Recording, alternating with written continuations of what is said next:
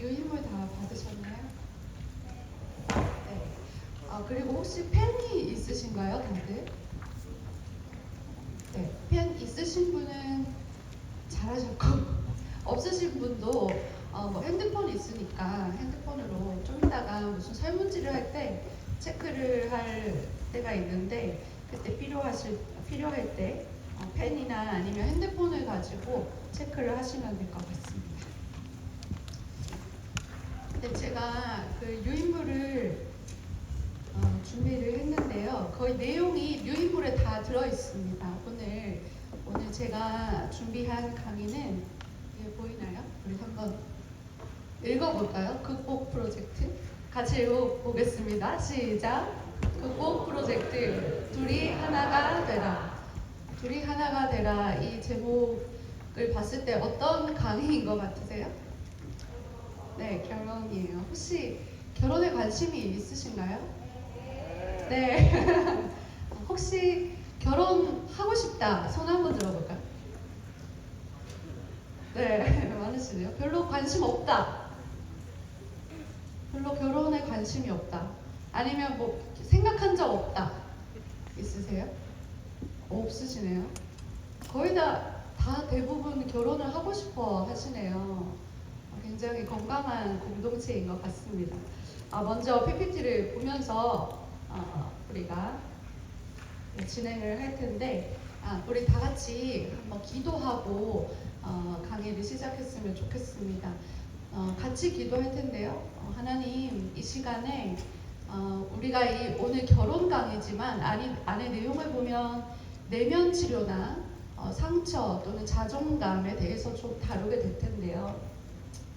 그럴 때 내 마음에 만져지는 부분들이 있을 수 있고 또는 뭔가 내 마음을 아프게 하는 부분도 있을 수 있어요. 그럴 때 하나님께서 내 마음을 만져주시고 또 이 강의를 통해서 결혼뿐만 아니라 내 안에 있는 내면적인 알지 못했던 상처나 또는 내 부정적인 감정들이 있다면 하나님께 내가 또 내려놓는 또 내어드리는 그런 시간이 되게 해달라고 우리 한번 같이 기도하겠습니다. 기도합니다. 하나님 감사합니다. 이 시간 하나님 우리 청년들과 함께 하나님 결혼 강의 그리고 내면을 우리가 들여다보는 시간을 가지고 있고 하나님 역사하여 주시고 성령 하나님 만져주셔서 하나님 머리부터 또 발끝까지 하나님께서 임재하여 주셔서 그 마음속에 우리가 알지 못하는 내면의 상처나 또는 하나님 부정적인 감정들이 쌓여있다면 그 모든 것들이 해결되는 시간이 되게 하여 주시옵소서. 성령 하나님께서 인도하여 주시고 또 만져주시고 역사하여 주셔서 회복이 되고 또 극복이 되는 시간이 되게 인도하여 주시옵소서. 감사합니다. 하나님 감사합니다. 이 시간 짧지만 그래도 우리 청년들과 함께 결혼과 그리고 내 내면에 대해서 우리가 알아가 보면서 내 안에 있는 나도 알지 못했던 부분들이 있다면 깨닫게 하시고 또 하나님께서 만져주셔서 회복되고 또 극복되는 시간 될 수 있도록 인도하여 주시옵소서. 감사드리며 예수님 이름으로 기도드립니다. 아멘. 네, 우리 한번 PPT를 먼저 보겠습니다. 꼭 결혼을 해야 하나요? 라고 질문을 하는 청년들이 참 많아요. 그리고 지금도 어리지만 저도 어릴 때 꼭 결혼을 해야 하나? 라는 생각을 굉장히 많이 했었습니다. 제가 청년들, 지금 우리 이 시대에 청년들이 결혼을 하지 않는 이유에 대해서 조사를 한 부분을 제가 좀 가지고 왔는데 응답자 수는 미혼 293명을 대상으로 했습니다. 결혼을 하지 않는 이유 첫째가 53%가 되는데 경제적으로 여유가 없기 때문이다 라고 말하고 있고 또 두 번째는 47%로 적당한 상대를 아직 만나지 못했기 때문이다 라고 말하고 있고 또 38%는 결혼할 필요를 느끼지 못하기 때문에 라고 말하고 22%는 독신의 자유와 홀가분함을 잃고 싶지 않아서 라고 대답을 했다고 합니다. 혹시 여기 우리 청년들 중에서 이 네 가지 중에 혹시 첫 번째 이유 때문에 결혼을 조금 부담스럽게 생각하시는 분들 있을까요? 부끄러워하지 마시고, 네. 첫 번째 이유, 경제적인 이유 때문에, 네, 몇 분 계시죠? 네, 많이 계시네요. 네, 그러면 두 번째, 적당한 상대를 아직 만나지 못했기 때문이다. 네, 이게 제일 많네요. 그죠? 네. 그리고 세 번째, 결혼할 필요성을 느끼지 못하기 때문이다. 혹시 있으세요? 네, 네, 있으시죠? 그리고 마지막으로, 독신의 자유. 이걸 잃고 싶지 않다. 있으세요? 네, 있으시네요. 네. 어쨌든 우리도 이 시대에 살아가는 청년이기 때문에 이러한 질문에 그리고 이러한 이유들 때문에 우리가 결혼에 대해서 굉장히 부담스러워하고 어려워하는 것 같습니다. 오늘 여기 이제 오늘 강의한 내용의 목차인데요. 첫 번째는 우리 1강은 결혼도 비전이다라는 내용이고 2강은 결혼은 부모를 떠나는 것이다. 그리고 3강은 사랑이란 무엇인가. 그리고 4강은 내적 상처와 그리고 감정 치료에 대해서 우리가 한번 알아보도록 하겠습니다. 그래서 첫 번째 1장 둘이 하나 되라라는 이제 전체적인 주제를 가지고 1장은 결혼도 비전이다라는 제목으로 우리 한번 시작해 볼 텐데요. 제가 말씀드리는 내용 자체가 강의 안에 다 들어있고 또 제가 강의안을 토대로 이야기를 드릴 거기 때문에 강의안을 같이 보시면서 따라오시면 좋을 것 같습니다. 여러분, 인생에는 다 때가 있고 기한이 있다라고 말하는데요. 또 결혼 정년기가 지금은 없다라고 말하면서 경력과 또 성공을 좋아하는 것이 요즘 추세지만 인생에 있어서 결혼은 그 무엇보다도 중요하다는 것을 우리가 이미 느끼고 있습니다. 그래서 사실은 결혼도 계획을 해야 되고 또 결혼도 비전이라는 것입니다. 하나님께서 주신 비전. 사실 저도 제가 결혼 강의를 하게 될 줄은 몰랐어요. 왜냐하면 저도 결혼을 할 줄 몰랐어요. 저도 결혼을 재작년 12월에 했거든요. 아직 이제 1년 조금 넘은 그 뭐라 하죠? 신혼이에요. 그래서 저도 아직 남편과 이렇게 이야기하면 되게 신기하다. 우리가 어떻게 결혼을 했지?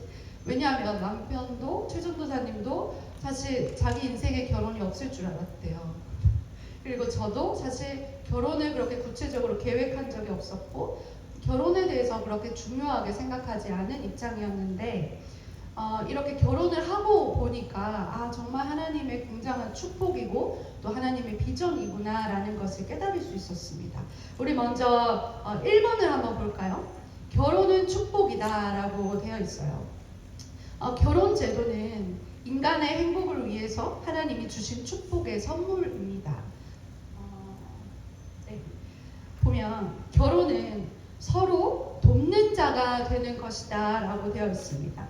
인간은 사회적 존재이기 때문에 잠시 동안은 혼자서 고독을 즐길 수는 있지만 영원히 혼자서는 살 수가 없는 존재인 것입니다.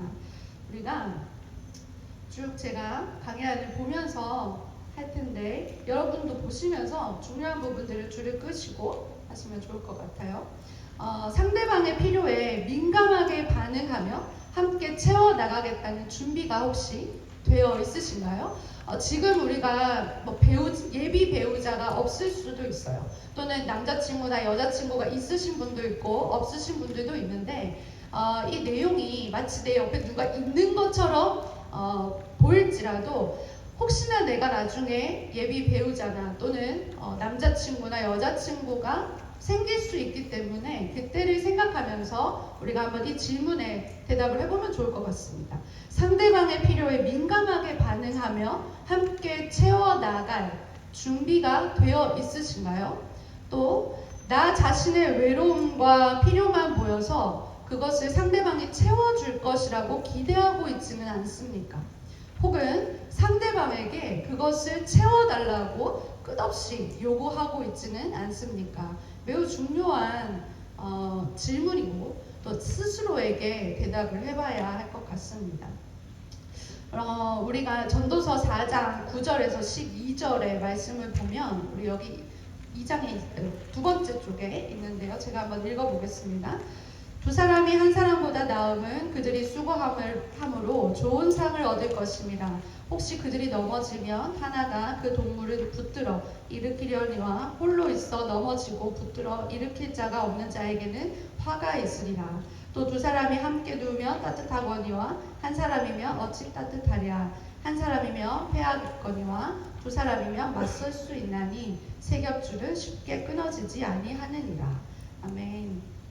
우리가 장점만 있는 사람도 또 약점만 있는 사람도 없습니다. 사람은 누구나 장점이 있고 또 약점이 있습니다. 우리는 그래서 서로가 필요하다라고 말합니다. 서로의 약점을 배우고 또 보완하는 것, 결혼의 또 다른 원리라고 말하고 있습니다. 나는 상대방의 약점을 보완해줄 넉넉한 사랑이 있는지 우리가 확인을 해봐야 할 것 같습니다. 두 번째는 결혼은 기업을 합병하는 것과 같다라고 볼 수 있어요. 여러분 혹시 2인승 자전거를 타본 적 있으세요? 두 명이 같이 타는 자전거요. 그죠? 둘이 함께 페달을 밟으면 훨씬 힘이 나고 또 더 높은 상승 효과를 낼 수 있죠. 그런데 한 사람이 지쳐서 다른 한 사람이 힘껏 페달을 밟아준다면 그래도 자전거는 앞으로 나아갑니다. 함께 달리기 때문에 더 신이 날 수 있고 또 한 사람이 지치면 또 한 사람이 격려해 줄 수 있는 이런 관계가 보이는데요. 이렇듯 우리가 이렇게 서로 힘내고 격려하라고 하면서 때로는 험하고 때로는 아름다운 인생길을 함께 달려가는 것, 이것을 바로 결혼의 여정이라고 합니다. 그리고 아까 기업 합병이라고 했는데 우리가 기업 합병을 하는 이유가 두 개의 기업이 이제 더욱 더 큰 생산 효과를 내기 위해서 합병을 시도하는 것과 같다고 봅니다. 그래서 뭐 길게 말하진 않겠지만 어쨌든 우리가 초기에는 그런 합병이 이루어질 때 기업도 조금 힘든 과정을 가지듯이 결혼도 또는 내가 연애를 시작해서 두 사람이 만나는 그 만남 속에서 초기에는 굉장히 어려움이 있을 수 있어요. 그래서 데이트를 할 때는 서로의 다른 점, 차이점 이런 것들 때문에 갈등이 일어나기도 하고 오히려 그것이 매력으로 볼 수는 있지만 또 결혼을 하고 나면 그 매력이 또 갈등의 상태가 되기도 합니다. 예를 들면 연애할 때는 사소해 보였던 그런 다른 습관이나 또는 체질이나 식습관 이런 것들도 사실은 갈등 요소가 되기도 합니다. 여기 내용을 보면 예를 들어서 나는 추위를 굉장히 잘 타고 남편은 더위를 많이 타는 못 견디는 그런 사람이라고 했을 때 이때 집에서 같이 사는데 에어컨을 켤 것인가 말 것인가 이런 것 때문에도 갈등이 일어난다라는 것입니다. 이렇듯이 한 사람이 자기만의 고유한 특성이나 이런 주장들을 고집하면 연합이 되기 어렵다. 그래서 내 고집만 부릴 것이 아니라 또 우리 합쳐서 새로운 문화를 둘이 합쳐서 문화를 만들어가는 과정이 바로 결혼이다라고 말하고 있습니다. 세 번째는 결혼은 또 함께 음악을 만드는 것이다라고 합니다. 여러분 결혼은 이중창과도 같다고 말하는데요. 여러분 혹시 솔로 가수가 솔로를 잘 해야 듀엣을 잘할까요? 아니면 솔로 가수가 그냥 잘 하지 못해도 둘이 만나면 잘할 수 있을까요? 혹시 이해가 되실까요? 솔로가 솔로만의 그 능력이 특출나야 둘이 만났을 때 듀엣도 잘 되는 걸까요? 아니면 솔로가 그냥 부진해도 둘이 만나면 잘 어우러질 수 있을까요? 솔로. 네? 솔로. 네? 솔로. 솔로가 잘한다. 네 맞아요. 솔로가 부진해서 둘이 만나면 뭐 잘 될 거야 라고 생각할 수는 있지만 솔로가 솔로만의 능력이 있어야 사실은 둘이 만나야 듀엣이 잘 되듯이 한 사람이 내가 내 인생을 잘 살아야 두 사람이 만났을 때 잘 살아갈 수 있다는 걸 의미해요. 음악과도 같다라는 거예요. 지금 싱글로서 내가 형편없는 삶을 살아가는 사람이 결혼 후에 아름다운 삶을 살아갈 수 있다라고는 말할 수 없습니다. 그래서 결혼하지 않고서도 지금 현재 혼자 내가 행복할 수 있어야 된다는 겁니다. 여러분 혹시 지금 현재 내 싱글로서 좀 행복감을 누리고 또 만족감을 누리면서 살아가고 계신가요? 네, 있으세요. 나 지금 현재로서 나는 혼자 살아도 만족한다, 행복하다라고 느끼시는 거세요? 네. 아니요. 제 의도는 내가 지금 혼자 살더라도 외로움을 강하게 느낀다거나 나는 누군가를 의지하지 않고서는 살 수 없어라는 불행감이나 외로움을 굉장히 느낀다면 사실은 그 사람은 혼자서 행복감을 그리고 바로 서 있다라고 볼 수 없다라는 거예요. 그래서 가장 행복한 결혼 생활의 시작은 실은 내가 혼자서도 행복감을 느끼고 또 만족감을 느끼는 인생을 살고 있어야 된다는 겁니다. 우리가 이런 내용을 보면서 나는 어떤가를 자꾸만 생각해 보시면 좋을 것 같아요. 그래서 지금 싱글로서 당신의 삶을 점검하고 또 고쳐나가는 그것이 바로 결혼을 준비하는 과정이라고 말하고 있습니다. 우리가 이제 두 번째로 결혼과 또 자아상에 대해서 한번 알아보겠습니다. 혹시 여러분 중에 자아상이라는 것을 구체적으로 이해하고 계시는 분이 있을까요? 자아상이 뭔가요? 혹시 여기서 상담을 공부하는 분들이 있으세요? 네, 몇 분 계시네요.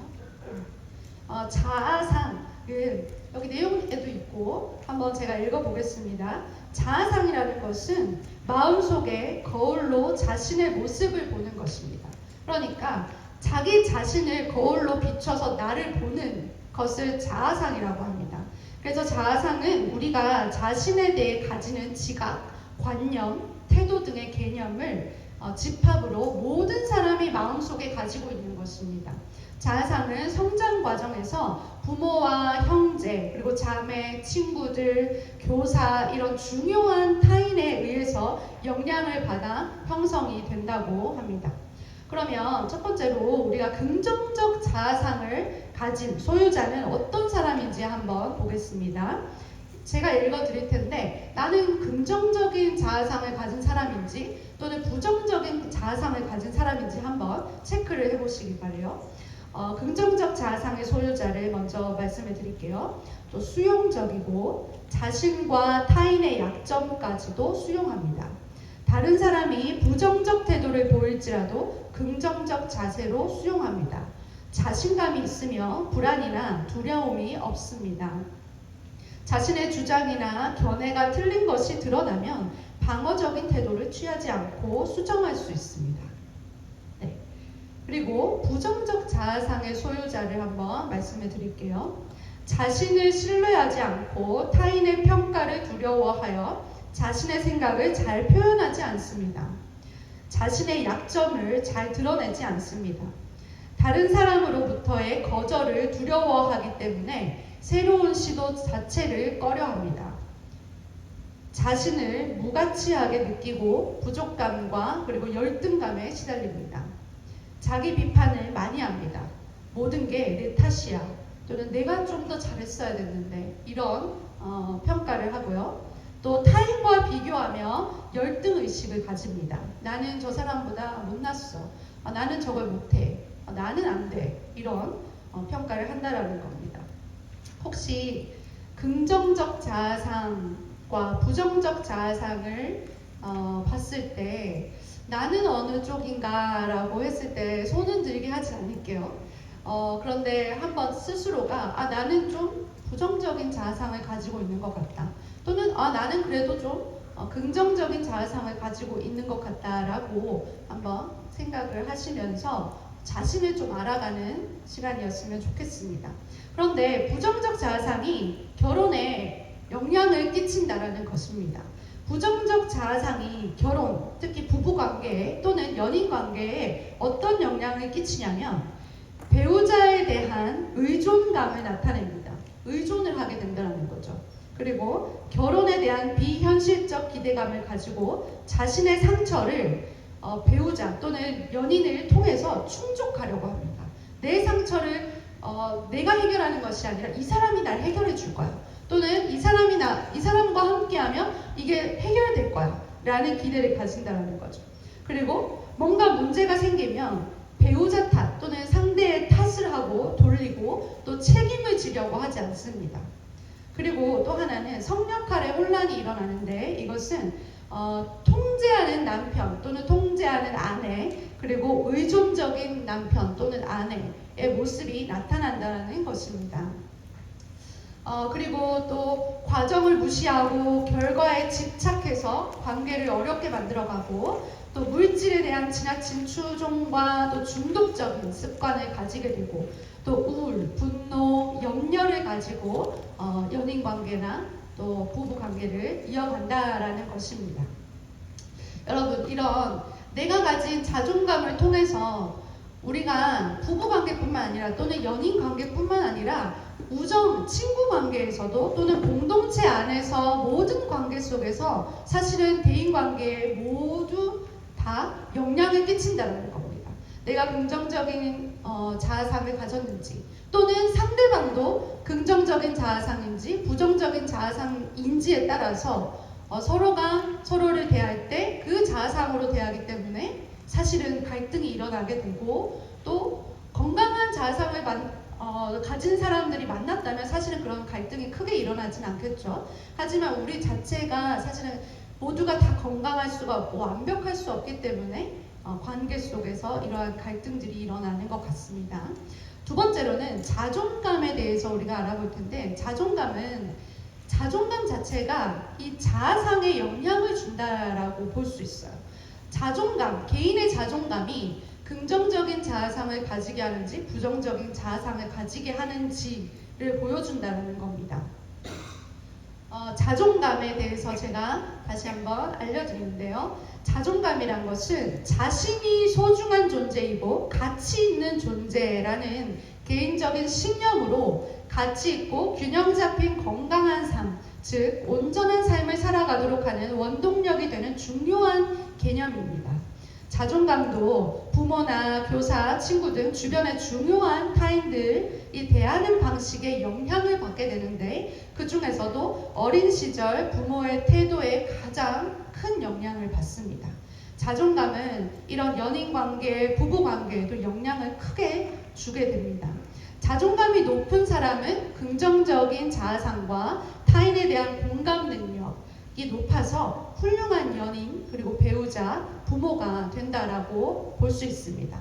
그러면 우리가 낮은 자존감의 모습은 어떠한 모습인지 한번 살펴볼게요. 여기 내용에 나와 있습니다. 낮은 자존감을 가진 사람들은 첫 번째로 거절감을 크게 느낍니다. 거절감에 대한 두려움이 크다라는 거예요. 그래서 사랑받지 못하는 그런 목마름을 가지고 있기 때문에 끊임없이 계속적으로 사랑을 요구하고 또 화를 잘 내고 또 금방 우울해지고 또 자신을 비하하고 더 강한 사랑을 요구하여서 결국은 상대방을 굉장히 지치게 만드는 그런 모습을 가지고 있습니다. 그리고 낮은 자존감을 가진 사람은 두 번째로 열등감을 굉장히 크게 느낍니다.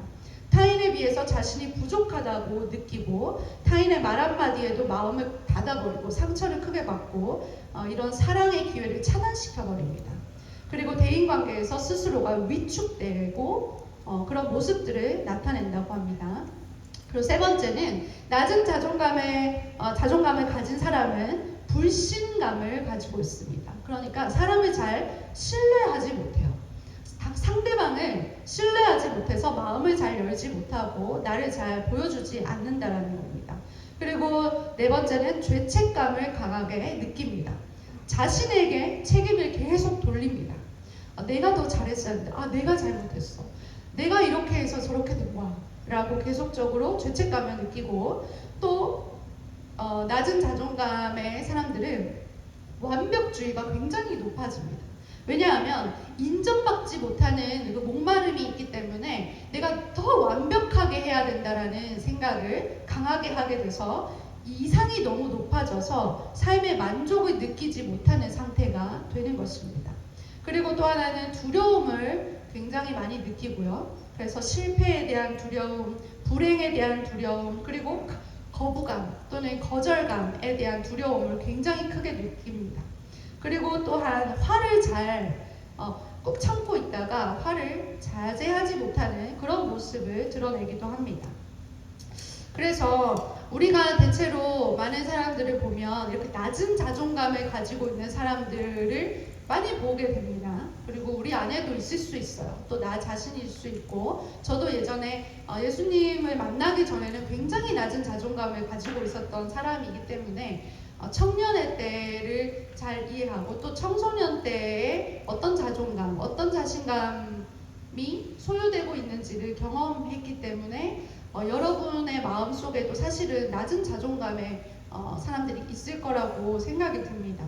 하지만 우리가 성경에서는 이렇게 말하고 있죠. 그리스도인의 자존감의 근원은 무엇인가? 그러면 말씀을 보니까 하나님께서 마태복음 3장 17절에 이는 내 사랑하는 아들이요 내 기뻐하는 자라 라고 예수님께 말씀하고 있는데, 세상 사람들은 타인의 인정과 그리고 자신의 성공으로 자신이 가치 있는 존재임을 드러내고자 합니다. 그것을 바로 자존감이라고 생각하고 자존감을 확인하려고 하죠. 그래서 따라서 남들보다 우월해야 하고 탁월해야 된다라고 생각하면서 애쓰며 살아갑니다. 사실 우리도 그럴 수 있어요. 하나님을 믿지만 나도 뭔가 세상 속에서는 내가 탁월해야 되고 내가 뭔가 잘해야만 사람들이 날 인정해주고 그때 내가 자존감이 높아지는 느낌을 가질 수 있습니다. 그런데 우리 그리스도인의 자존감의 근거는 세상의 잣대와는 다르다라는 것입니다. 그리스도 안에서 우리는 하나님이 사랑하시고 기뻐하시는 자녀다라고 말씀하고 있어요. 그래서 이것이야말로 우리 그리스도인의 자존감의 근원이자 뿌리다라는 것을 기억했으면 좋겠습니다. 네, 아직 이 부분은 우리가 이제 뒤에 회복에 관해서 할 때 하나님께서 우리를 어떻게 보시고 또 어떤 우리 안에 있는 부정적인 감정이나 치유되지 못한 것들이 어떻게 해결되어야 하는지 뒤에서 다루겠습니다. 그러면 이제 2장으로 넘어가겠습니다. 그 전에 우리가 자존감에 대해서 우리가 봤죠. 그래서 제가 자존감을 체크할 수 있는 설문지를 하나 가지고 왔어요. 그래서 심리 검사와 같은 부분인데 한번 띄워주시면, 혹시 펜이 있으시거나 또는 핸드폰이 있으시면 체크를 하시면 될 것 같습니다. 여기 보이는 설문지는 자존감 설문지라고 해서 저희가 그 상담사들이 상담을 할 때, 자존감 검사를 할 때 쓰는 설문지입니다.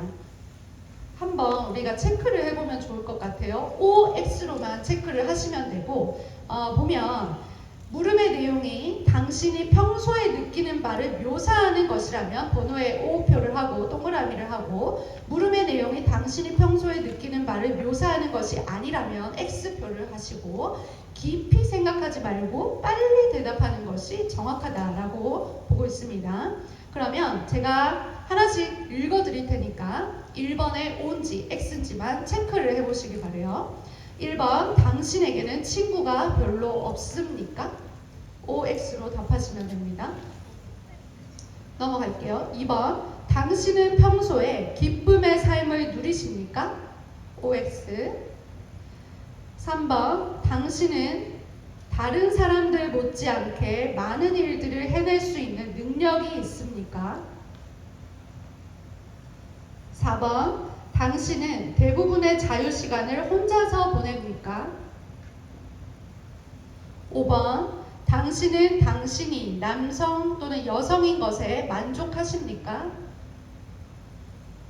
6번, 당신이 알고 있는 대부분의 사람들은 당신을 좋아한다고 느낍니까? 7번, 당신이 중요한 과제나 과업을 시도할 때 보통 성공하는 편입니까? 8번, 당신은 다른 사람들 못지않게 지적인 편입니까? 9번, 당신은 대부분의 사람들 못지않게 중요한 인물이라고 생각하십니까?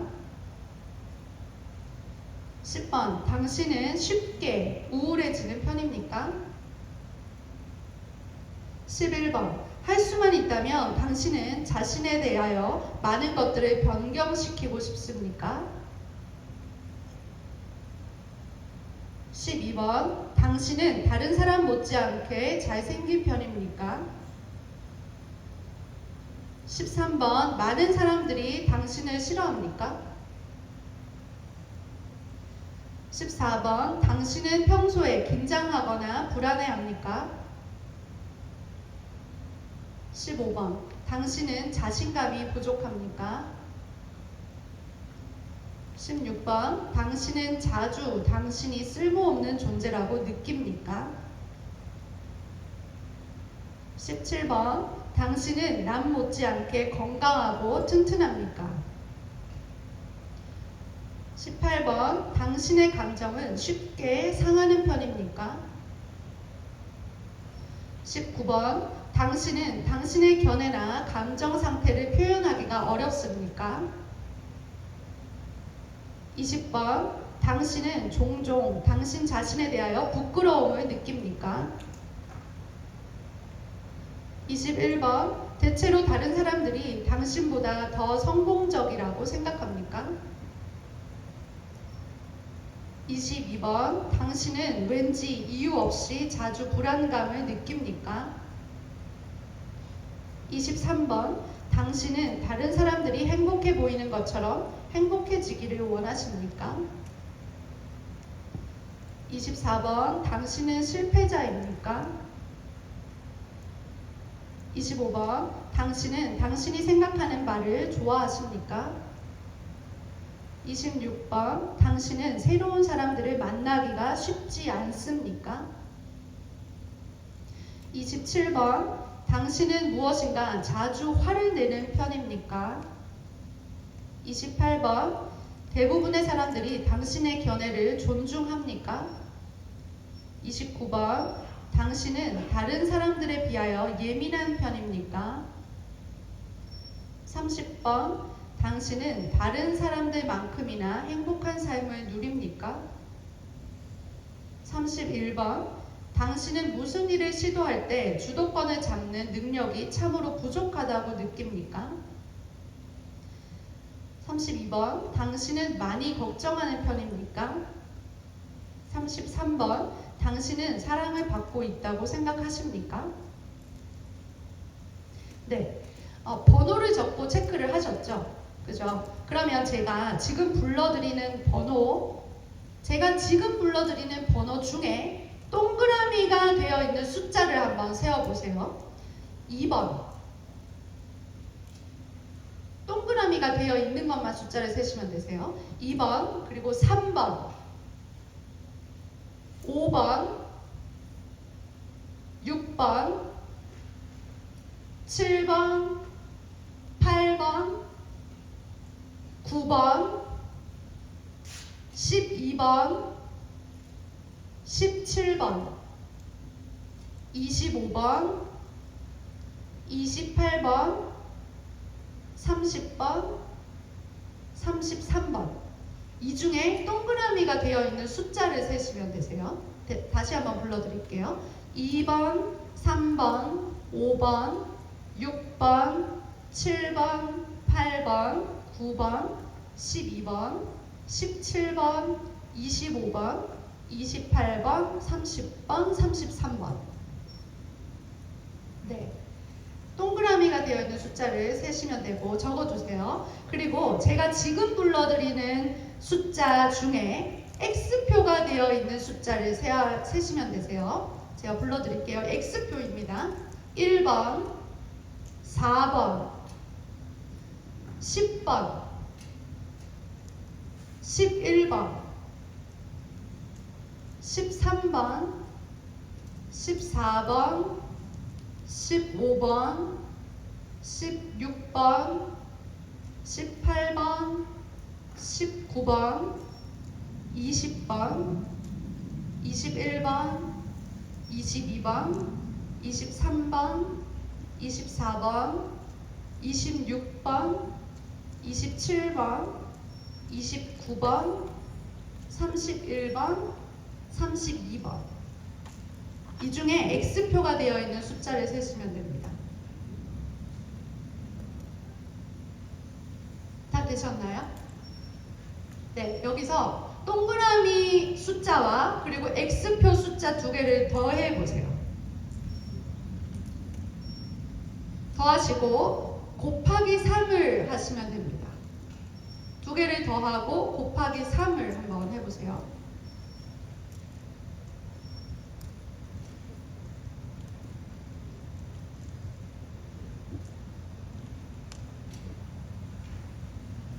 네, 다 하셨나요? 한번 결과지가 밑에 적혀 있어요. 그 숫자, 이제 다 계산을 하신 숫자가 95에서 99가 나오신 분은 상당히 높은 자존감을 가지고 계신 분이라고 합니다. 그래서 사회생활에 자신감이 있고 또 세상을 참 긍정적으로 사는 분이라고 합니다. 혹시 있으실까요? 95에서 99가 있다. 네. 네, 한 분, 선생님 한 분 계시네요. 네. 그러면 85점에서 94점 사이 있다. 네, 네.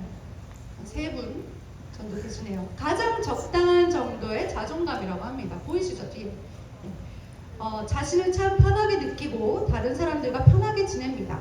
지적 호기심이 강하고 세상과 미래를 긍정적으로 봅니다. 항상 세상을 긍정적으로 살기 위해 노력한다면 참으로 훌륭한 인격의 소유자가 될 것입니다. 그러면 75점에서 84점. 네. 네, 부끄러워하지 않으셔도 괜찮아요. 네, 꽤 있으시네요. 그죠? 이분들은 75에서 84점은 생활에 만족할 만한 자존감을 가지고 있다라고 합니다. 가끔 외롭다고 느끼시는 분들이 있을 겁니다. 사회생활엔 별 무리가 없으나 가끔씩 찾아오는 소외감이나 혼자만의 오해로 인해 힘들어지기도 할 것입니다. 라고 되어 있어요. 그 다음 65점에서 74점 혹시 있으세요? 네, 65에서 74점. 네, 꽤 있으시죠. 네. 보니까 자주 외로워하는 사람이라고 합니다. 소속 집단과 잘 어울리지 못하거나 혼자 있는 시간을 즐기는 분일 가능성이 있다라고 되어 있고 남들의 칭찬이 좀 거북스럽게 느껴질 때도 있고 스스로 자신감을 상실하기도 한다라고 되어 있어요. 그런데 이게 뭐 부끄러운 건 아닙니다. 그냥 자기 자신에 대해서 알아가는 거니까. 그다음 마지막으로 0점에서 64점 혹시 있으실까요? 네, 그렇죠. 꽤 있으시죠. 맞아요. 네. 한번 볼게요. 실패는 자신의 내적 요인으로, 성공은 외적 요인으로 돌리지는 않는지 확인을 해봐야 합니다. 자존감이 굉장히 낮은 상태이기 때문에 나한테 자꾸 채찍질을 하고 스스로를 굉장히 비난한다는 거죠. 그런 상태다라고 볼 수 있어요. 그래서 시험을 잘 못 봤을 경우에 내가 무지해서 실패했어 라는 식의 어떤 자기 비난이나 비판을 굉장히 심하게 하는 그런 모습이 있어서 스스로 자존감을 높이려는 노력이 절대적으로 필요하다라고 말하고 있습니다. 사실 이 점수 자체가 뭐 정확하게 이런 상태다라고 우리가 신뢰할 수는 없지만 그래도 내가 지금 이런 상태구나, 내가 좀 자존감이 이렇구나라는 이해 정도로 스스로를 이해하시면 좋을 것 같고, 하지만 우리가 기독교인으로서 하나님을 믿는 자녀로서 내 자존감이 이렇게 낮아져 있다면 어떻게 회복을 해야 할까, 나를 어떻게 돌봐야 할까라는 방향으로 생각을 하시면 좋을 것 같습니다. 네, 자존감 검사는 여기까지 하고요. 혹시나 이 자료가 필요하시면 말씀을 주시면 제가 나중에 파일을 드릴 수 있으니까요. 그때 또 한번 해보시면 좋을 것 같습니다. 네, 이제 우리 2장으로 한번 넘어갈게요. 2장으로 넘어가면 결혼은 부모를 떠나는 것이다 라고 말하고 있습니다. 혹시 여기서 부모님과 같이 살고 계시는 분들 있으실까요? 네. 많으시네요. 그죠? 저도 결혼하기 전까지는 부모님과 같이 살았습니다.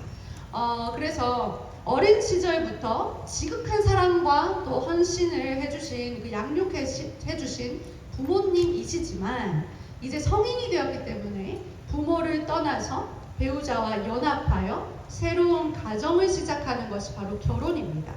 그래서 창세기 2장 24절을 보니까 이러므로 남자가 부모를 떠나 그의 아내와 합하여 둘이 한 몸을 이룰지로다. 이렇게 말씀하고 있어요. 부모를 떠나서 이제 한 가정을 다시 이룬다. 이것을 우리가 이제 결혼으로 볼 수 있습니다. 그러면 우리가 이제 쭉 내용을 보면 진정한 떠남은 성인이 된 자녀가 굉장히 중요한 부분이에요. 우리가 부모로부터 독립을 해야 하는데 그러면 어떤 독립을 해야 하냐? 세 가지를 말하고 있습니다. 첫 번째는 정신적인 독립이 되어야 하고, 두 번째는 재정적인 독립이 되어야 합니다. 그리고 세 번째는 영적인 또는 정서적인